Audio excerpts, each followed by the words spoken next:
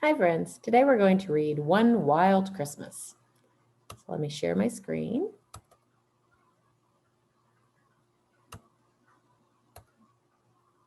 There once was a bear, a moose, and a beaver, whose very favorite time of year was Christmas. Look at the snowman they built.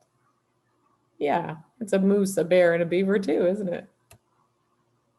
On their first Christmas Eve together, the three friends were busy preparing food, hanging their stockings, putting up lights, and wrapping presents. Everything had to be done to perfection. But when they turned their attention to trimming the Christmas tree, they suddenly realized that they had forgotten the most important decoration of all. And the beaver says, "I thought you were getting the tree." Quickly, the moose and the beaver rushed out into the forest. The bear followed close behind. First, they came across a maple tree, too small. Next, they saw a birch tree, too white. Then they bumped into a towering cedar tree, too big. None were quite right. Finally, they found a pine tree. It was sweet smelling, had long, soft needles, and was just the right size. And the bear says, "Now that's a beautiful tree." But to the bear's horror, the beaver wanted to chop down the tree.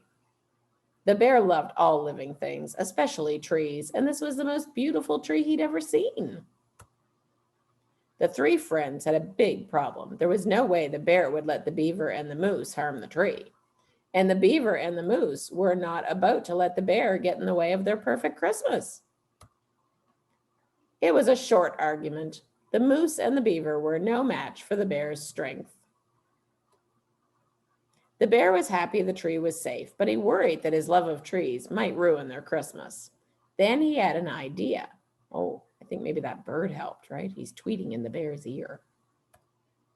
The bear grabbed his sled and raced home. What's he going to do, friends? Back at the cabin, the bear gathered all of the food, the decorations, and the presents, and carefully loaded everything onto his sled. The bear's journey proved a little more difficult. His journey back proved a little more difficult.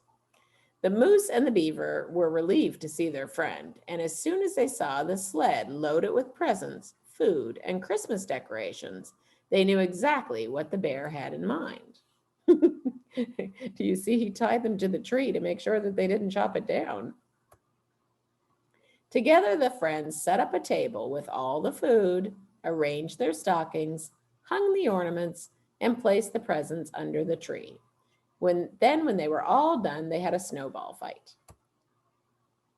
At last, the bear, the moose, and the beaver were ready to celebrate. Not only did they agree that this tree was perfect, it was also the perfect Christmas. And they celebrated right there at the tree. Yeah, they didn't need to take the tree home at all. That's funny. So let's see. Do you have a tree at your house? I don't yet. I'll have a tree soon, but I haven't got mine up yet. But there's not long left, so I'll have to get busy. Maybe Oliver and Sebastian can help me. Do you think they can help me put up the tree? Can kitty cats do that? Not so much, huh? All right. Have a great day, friends. Bye-bye.